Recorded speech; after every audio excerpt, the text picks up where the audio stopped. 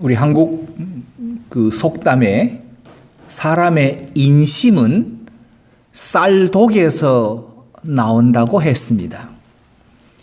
쌀독에 쌀이 그득하면 저절로 인심은 후해집니다. 그러나 쌀독에 그 밑이 보이기 시작하면 인심은, 손은 그만 오그라듭니다. 예수 믿는 우리 성도들에게 정말 가장 필요한 것이 무엇입니까? 우선 우리는 다 연세가 높으시니 건강이 필요하시지요. 또 돈도 필요하시고요. 그 다음 자녀들 잘 사는 것도 필요합니다. 어쨌든 노년을 건강하고 그리고 평안하게 사는 게 가장 중요한데, 그러나 성경은 우리 성도들에게 가장 필요한 것이 무엇냐 하면 그것은 하나님이 우리와 함께 하심이 가장 필요하다고 성경은 말씀하십니다. 값비싼 핸드백이 있어도 우리에게 필요한 것은 하나님이 우리와 함께 계심입니다. 몸이 건강하고 혹은 몸이 좀 불편하더라도 우리에게 가장 필요한 것은 하나님이 우리와 함께 계심이 필요합니다. 이스라엘 백성은 유월절 어린 양의 피로 애굽에서 나왔습니다. 종살이 하던 애굽에서 나와서 홍해를 건넜습니다. 애굽을 나오는 그 시간부터 하나님이 이스라엘과 함께 하셨습니다. 낮에는 구름 기둥으로, 밤에는 불 기둥으로, 배가 고프면 만나로 또는 메추라기로, 그리고 반석에서 생수로, 그리고 아말렉과 대적들을 물리쳐 주시면서 이스라엘과 항상 함께 하시는 하나님이셨습니다. 그래서 시내산 언약을 통해서 이스라엘 백성들에게 회막을 짓고 성막을 지어서 하나님이 이스라엘 가운데 계시기를 원하셨습니다. 그것이 오늘 교회요, 그것이 오늘 성도들의 심령이요, 우리 심령 가운데 성령께서 들어오셔서 거하시는 성전이 된 것입니다. 성도 또는 성전이란 말은 하나님이 함께 하시는 사람, 그를 가르쳐 성도라고 합니다. 이스라엘 백성들에게, 그리고 이 땅의 수많은 죄인들에게 필요한 것은 저들을 죄에서 건져서 하나님 나라의 자녀 삼아 주실 메시아 임마누엘로 오신 예수님이 필요했기 때문입니다. 그런데 처녀가 잉태한다는 것은 정말 충격적인 사건입니다. 있을 수 없습니다. 요즘은 한국 사회가 얼마나 부패하고 타락했는지 이제 혼수로 아기를 데리고 가는 시대가 됐습니다. 말도 안 되는 이야기입니다. 이 충격적인 사건의 주인공이 마리아입니다. 그에게는 정혼한 약혼자 요셉이 있습니다. 그는 이 충격적인 사건을 알고, 그리고 그 약혼자 마리아를 망신 주지 않기 위해서 조용히 파혼하고자 했습니다. 그만 이제는 여기서 끝내자. 내가 조용히 내가 덮고 내가 가리라. 그래서 파혼하고자 했습니다.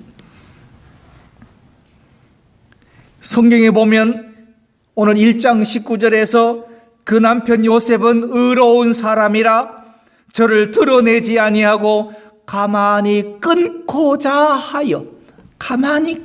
했습니다. 당신과 나는 아무래도 연이 아닌 것 같으니 우리 이제 여기서 끝냅시다. 내가 더 이상 문제 삼지 않겠소. 그렇게 끊고자 했습니다. 그런데 꿈속에 천사가 나타나서 세 가지를 알려줍니다. 첫째가 다윗의 자손 요셉아 내 아내 마리아 데려오기를 무서워 말라. 저에게 잉태된 자는 성령으로 된 것이다. 두 번째가 아들을 낳으리니 이름을 예수라 하라. 이는 그가 자기 백성을 저희 죄에서 구원할 자이시다. 세 번째가 그 이름은 임마누엘이다. 임마누엘이라는 뜻은 하나님이 우리와 함께 계시다입니다. 죄인 된 우리에게 필요한 것은 임마누엘이 필요합니다. 그런데 하나님이 우리와 함께 계시기 위해서는 먼저 우리 죄를 용서하실 예수님의 십자가의 피가 필요합니다. 그래서 예수님이 오십니다. 그래서 오늘 우리가 함께 나눌 말씀은 첫째로 예수님의 탄생은 동정녀의 탄생입니다.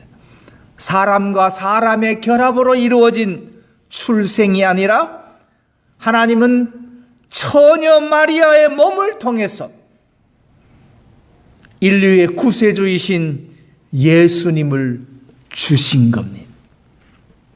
이것은 온 우주를 만드신 하나님의 창조 사건입니다. 하나님께서 창조하시고 구속하셨는데 구속하신 세계가 타락하니까 하나님이 홍수 심판으로 재창조를 하십니다. 그리고 또 구속하시는데 그래도 죄악이 세상에 가득하니 이제 예수님을 통해서 새로운 창조를 하시는 겁니다. 이것은 과거로도 입증될 수 없는 신비한 사건입니다. 오늘 성경 말씀 보면 이 일을 누가 하셨는가? 성령이 하셨습니다. 20절에 이렇게 말씀합니다. 저에게 잉태된 자는 성령으로 된 것이다. 인간의 의도나 인간의 수고나 인간의 노력이 아니라 오직 하늘의 성령님에 의해서 된 것이다. 그러므로 예수님의 탄생은 성령님에 의해 잉태된 동정녀의 탄생이었습니다. 이것은 창세기 3장 15절의 말씀을 예언의 성취로 이루어집니다.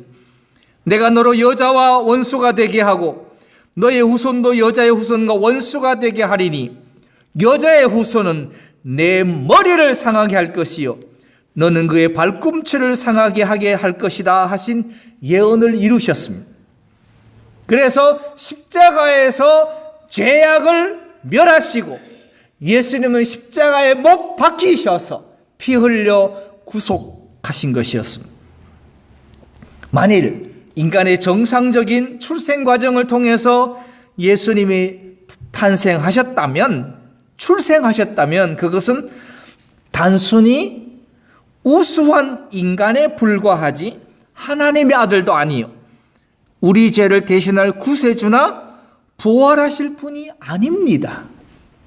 그러나 성령으로 동정녀 마리아를 통해 오셨기 때문에 구세주가 되시고 그리고 부활의 주가 되십니다.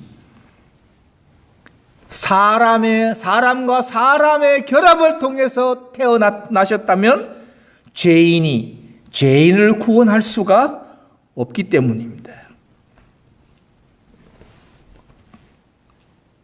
두 번째로, 그러나 예수님은 이제 정상적인 육신을 가지고 태어나셨습니다.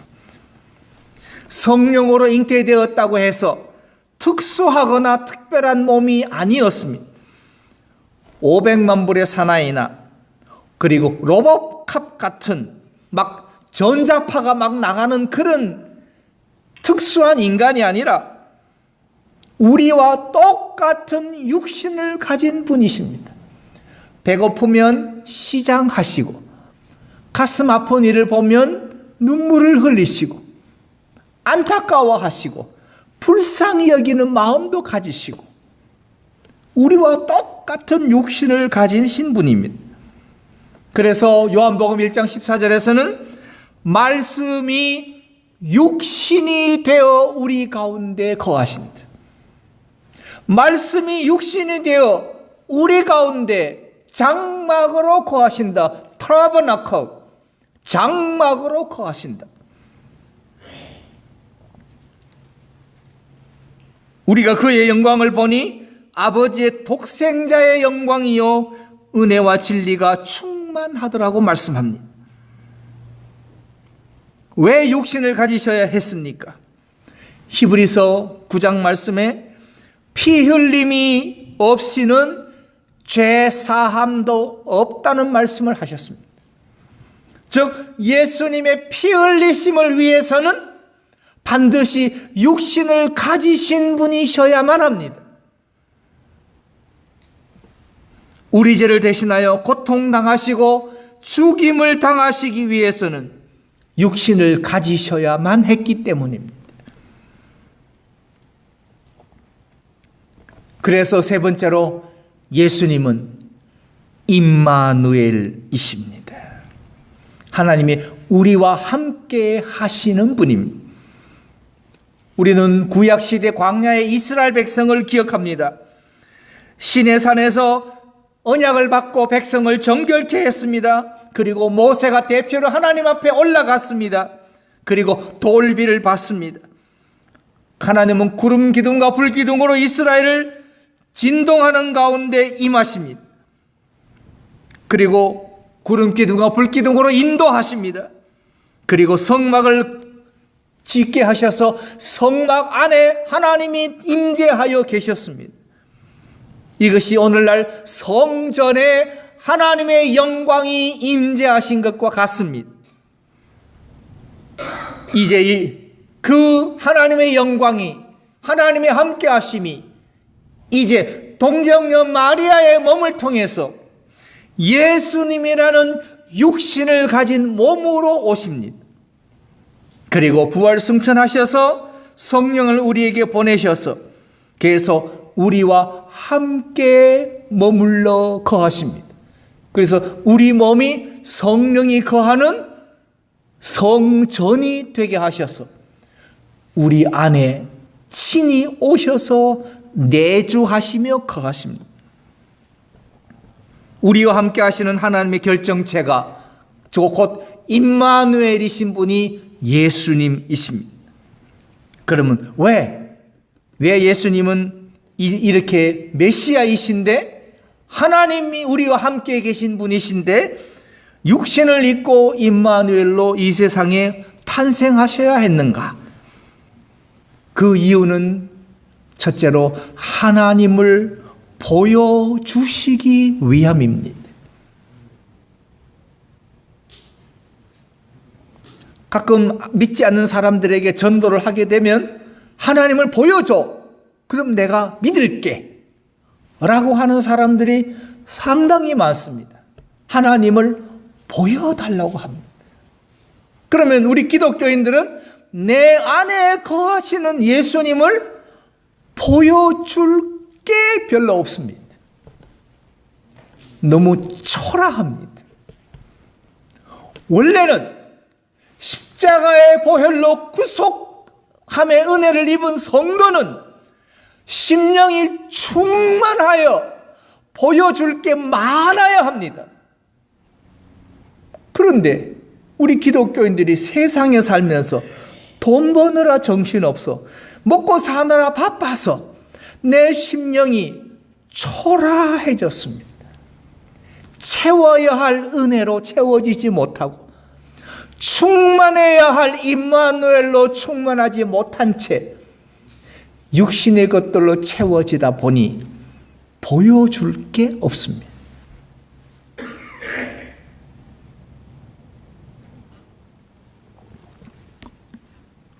공기나 전기나 전파는 존재하지만 보이지 않습니다. 그렇다고 없다고 말할 수도 없습니다. 이처럼 하나님은 영이신데 계시지만 보이지 않습니다. 만질 수도 없고, 그리고 얼굴과 얼굴을 대면하여 볼 수도 없습니다.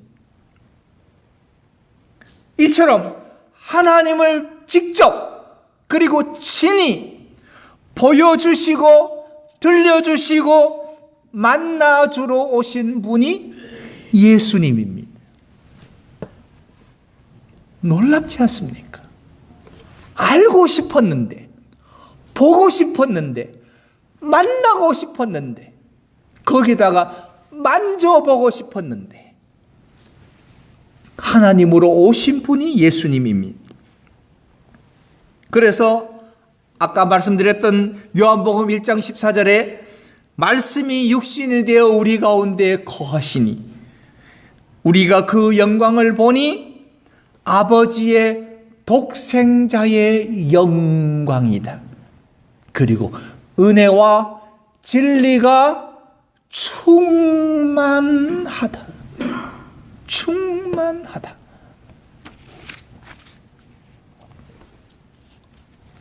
두 번째로 임마누엘로 오신 이유는 하나님을 보여주기 위함이요. 두 번째가 나와 아버지는 하나다. 나와 아버지는 하나다. 그리고 나를 본 자는 아버지를 보았다 말씀하시고, 그리고 말씀하시면서 대속제물로 죽으시기 위하여 임마누엘이신 예수님이 오십니다. 우리를 구속하셔야 하는데 누군가 피를 흘려야 하는데 세상에는 죄악이 가득 차서 피 흘려 대속할 사람이 없습니다. 그래서 하나님이 임마누엘로 오셔서 사람으로 오신 이유는 십자가에 피 흘려 대속 제물로 죽으시기 위해 오셨습니다. 인간은 죄인이므로 죄의 삭은 사망이므로 반드시 죽습니다. 하나님의 은사는 그리스도 예수 우리 주 안에 있는 영생이라고 했습니다. 마가복음 10장 45절에서 인자에 온 것은 섬김을 받으려 함이 아니라 도리어 섬기려 하고 그리고 자기 목숨을 많은 사람의 대속물로 주려 함이다. 결국 우리를 구속하여 살리려고 오신 분이 예수님입니다. 하나님이 사람으로 오셔서 죄인 된 우리를, 나를 살리시러 오신 것이 성탄입니다. 세 번째로 인간의 참된 모습이 무엇이고 우리가 어떻게 해야 할지를 보여주러 오십니다. 보여주러 오셨습니다. 하나님의 형상인 인간은 의와 진리와 거룩하게 살아야 하는 존재입니다. 의, 하나님의 의와 그리고 진리와 그리고 거룩으로 살아야 하는 존재입니다. 그런데 사단의 유혹으로 인간이 타락하여 범죄합니다. 그래서 이기심과 그리고 욕심과 교만과 허영과 게으름과 나태와 쾌락과 방종, 이루 말로 형용할 수 없는 죄악 덩어리가 되고 말았습니다. 절제하고 살아야 하며 특별히 성도는, 그런데 성도는 의와 거룩과 사랑과 기쁨과 화평과 오래 참음과 자비와 선을 행함과 충성과 성실과 온유와 절제를 하고 살아야 하는데 육신을 가진 우리 성도는 육체 중심의 생활을 하게 되었습니다. 감정과 욕심을 버리고 살아야 할 것을 보여주십니다. 그러므로 예수 믿는 성도는 반드시 의와 진리와 거룩을 따르기를 원한다면 반드시 예수님처럼 살아야 합니다. 예수님처럼입니다.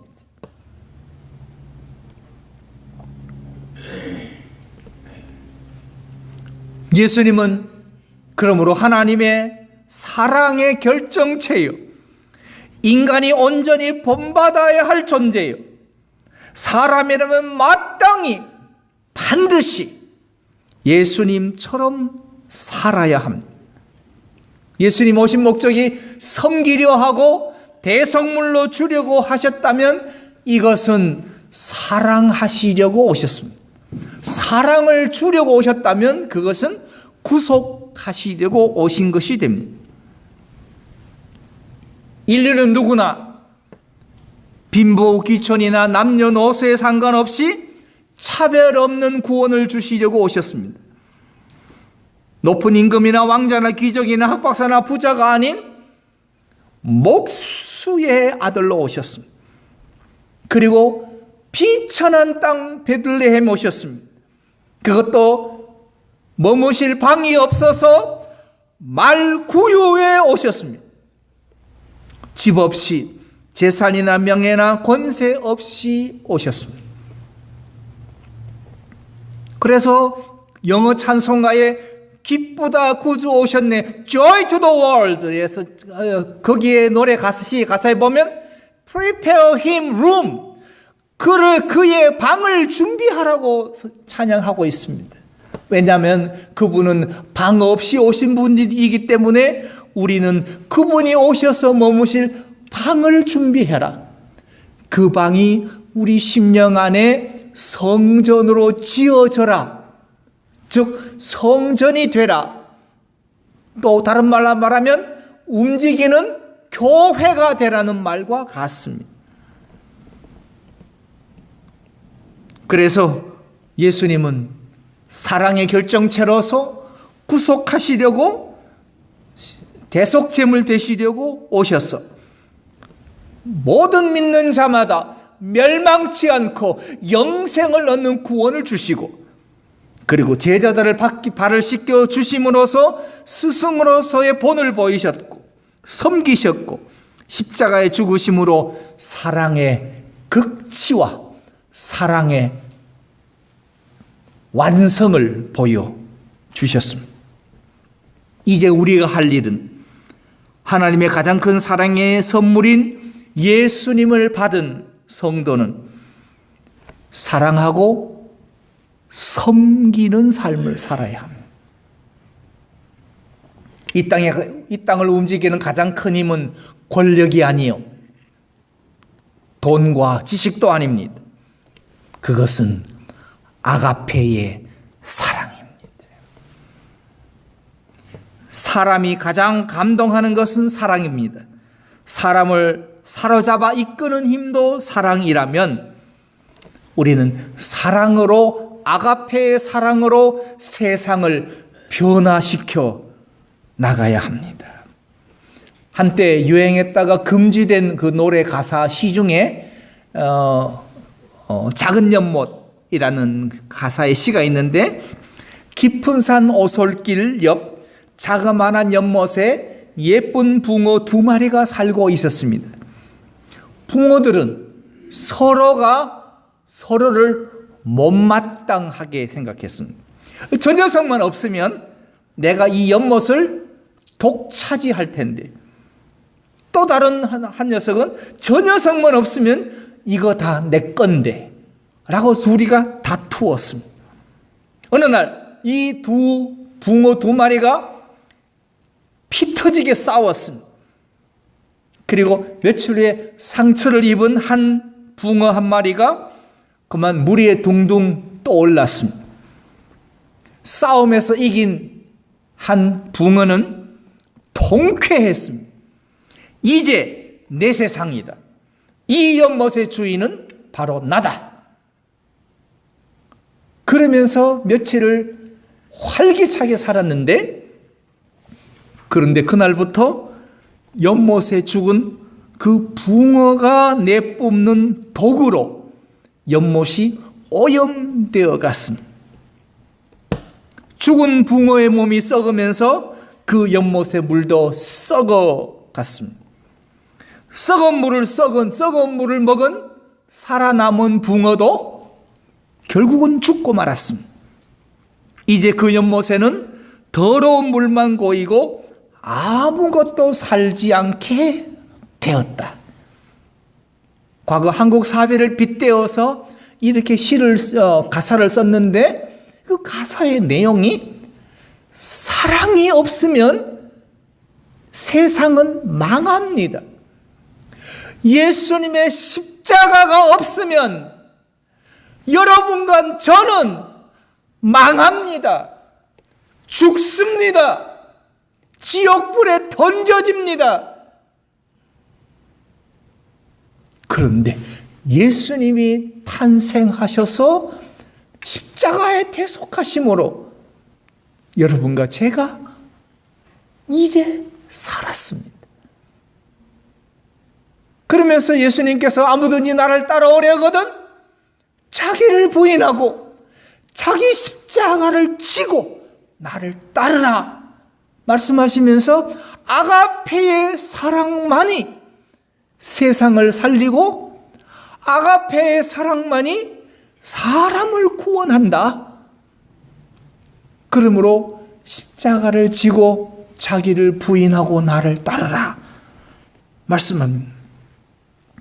교회 안에서 서로를 향한 사랑, 용서, 이것은 교회를 풍성하게 합니다. 그러나 사랑과 용서가 식으면 교회는 쇠퇴하게 됩니다. 하나님 나라의 확장을 가로막게 되고 결국에는 우리 자신도 죽게 됩니다. 그런데 하나님은 귀는 2개 주시고 손도 2개 주시고 다리도 눈도 2개를 주셨는데 우리의 입은 하나만 주신 이유가 무엇일까? 곰곰이 생각해 보면 다른 거는 많이 하더라도 말하기는 더디하라는 것이 아닌가. 귀, 손, 눈 둘인 것은 다른 사람을 많이 보고 다른 사람의 필요를 많이 도와주고 또 많이 듣고 보고, 특별히 2 손이 긴 것은 다른 사람을 가려운 것을 긁어줘라, 아픈 것을 안아주고 힘든 부분을 붙들어 주라고 2 팔을 길게 준 것이 아니겠습니까?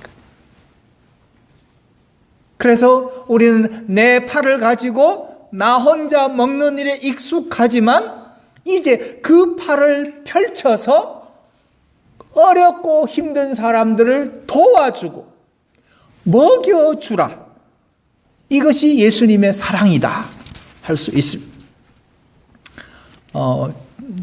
한국에 유명한 의사들이 많은데 원주에서 개원하셨던 문창모 이비인후과 박사가 있습니다.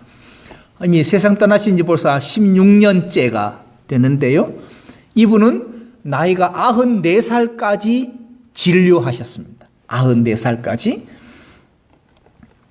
이분이 한국 최초의 이비인후과 의사인데요.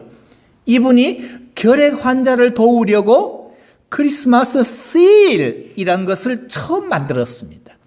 한국 결핵협회에서 발행하는 크리스마스 세일이라는 것이 옛날에 우리 국민학교 때 카드에 뒤에다 붙여서 보냈던 기억도 납니다.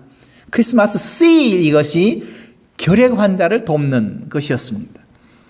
성탄 행사의 구세군 자선 낭비와 더불어서 크리스마스 세일이 대단한 역할을 했는데요. 이 결핵 환자가 과거에는 많았습니다. 그래서 피를 토하고 죽는 모습을 이 문창모 박사가 그것을 보고는 씨를 제작하여 보급하기 시작했습니다. 작은 돈이지만 씨를 삼으로써 결핵 환자를 돕게 되고 사랑을 실천하게 됩니다. 병원 글자에 여호와 라파라는 글자를 썼는데요. 이 라파는 꿰매어서 고치다 라는 뜻이 포함되어 있습니다. 즉 자신이 의사인 것은 예수님의 일을 돕고자 합니다. 그러므로 치료 방법도 예수님처럼 치료하자. 예수님은 의사가 아니신데도 혼자 예수님은 병자를 고쳤습니다. 그 근본 원리는 힘이나 능력이 아니었습니다. 사랑이고 긍휼이고 정성이었습니다. 그래서 다른 병원보다 시설도 낡고 최첨단 기계도 없고 그 20년 이상 오래된 낡은 시설물이고 그리고 나이도 92세, 94세까지 되었지만 또 최신 의학을 공부한 것도 아닌데도 그 병원만 가면 병이 낫는 이유는 사랑과 정성이 있기 때문이었습니다. 이 문창모 원장님이 늘 하시는 말씀이 환자는 상전이다. 그리고 나는 종이다. 조금도 환자를 돌보고 치료한 일을 게을리하지 않으셨습니다. 94살로 세상 떠나실 때까지 환자를 돌보면서 환자는 상전이다. 그러므로 사랑과 정성으로 돌봐야 된다는 참된 의사의 삶을 보여주신 분입니다. 그러면서 복음을 전파하며 구원하고 사랑하는 일을 하셨습니다.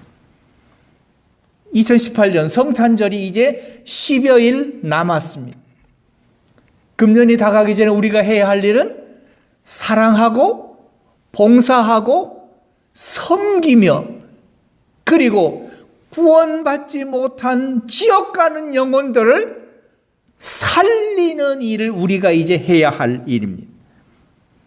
결국 우리와 함께 하신 하나님, 임마누엘이신 하나님, 우리를 사랑하시고 섬기려고 구원하시려고 오신 예수님, 그 길은 육신은 고달프고 불편하고 십자가에 죽으셨지만 그러나 기쁨으로 하신 예수님, 성탄절을 맞이하면서 이제 우리도 남을 섬기고 남을 사랑하고 그리고 영혼을 구원하는 일에 한 걸음 더 가까이 가는 것이 성탄이다. 한 걸음 더 가까이 가서 손 한번 잡아주고 기도 한번 해주고 점심 한 그릇 대접하면서 예수 구원을 전하는 것이 십자가의 사랑을 베풀고 나누는 것이 성탄이라면 올해가 다가기 전에 이 아가페의 사랑을 우리가 섬기는 방주교 성도 되시기 바랍니다.